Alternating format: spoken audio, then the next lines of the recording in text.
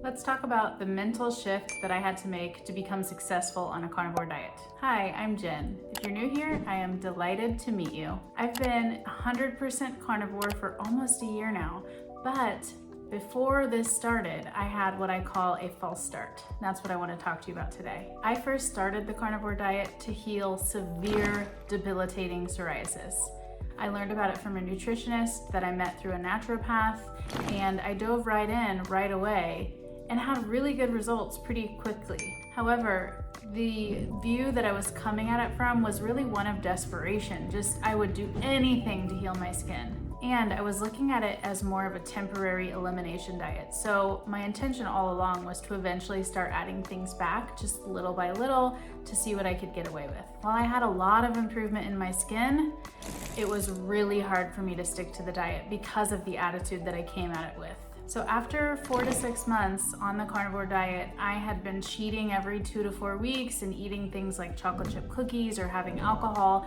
And then it just kept getting worse and worse to the point that I was back to my old binging behavior, and it was no longer serving me. I was gaining a lot of weight, my skin was kind of getting a little bit worse again, and I was just not feeling well about myself. So I quit being a carnivore altogether. So after about 6 months of eating keto-ish, but lots of cheats and all kinds of binges, I was pretty miserable. My skin was getting worse again. My mental health was not as good. I was just feeling kind of down about myself, and I was binging a lot.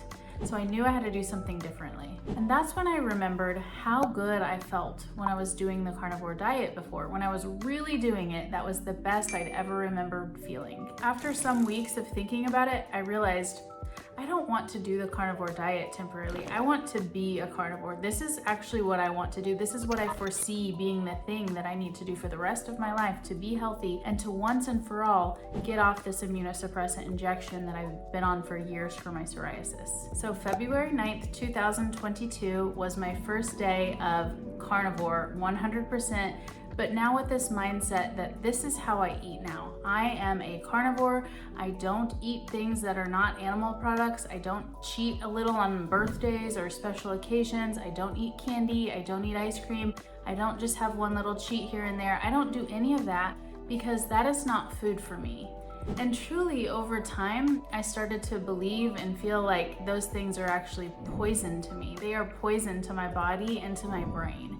And so after thinking that for weeks and months, now I feel that in my bones. And now I'm really not even ever tempted to cheat. I've never had even a close call. I haven't had one binge. I mean, I have been freed completely, and this is something I had never experienced before. I recently compared this to kind of dog food, and I don't mean that to be an insult to anybody, but I was going into a bakery to buy some treats for a Secret Santa gift, and it occurred to me that the way I felt going in there was much the way that I would feel going into like a fancy place where you could get dog treats and dog cookies and all that. The things look really beautiful and maybe it even smells good in there, but I wouldn't be tempted to eat any of that. That's dog food, and some of it probably would be edible to me. It wouldn't kill me, but it's not food to me. Well, that's how I feel now about pastries and candy and all those sugary goods. It is just not food to me. So it's just so much easier to resist when you view it that way.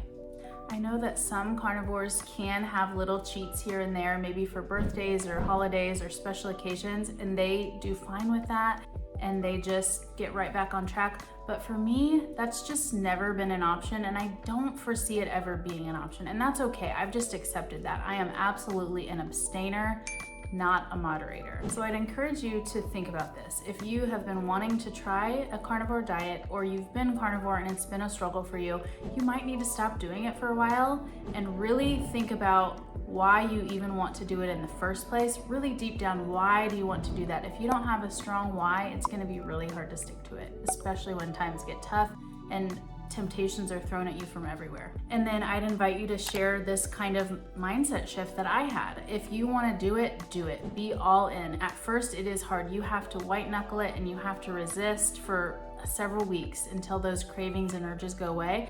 But after some time of being really clear about what you want and being really clear, no, I don't cheat ever. There is no circumstance for me to cheat. This is exactly how I eat. If there's nothing for me to eat in a certain situation, I just won't eat at all. Once you've done that enough, that becomes your new habit. That becomes your new mindset, and that becomes your new identity.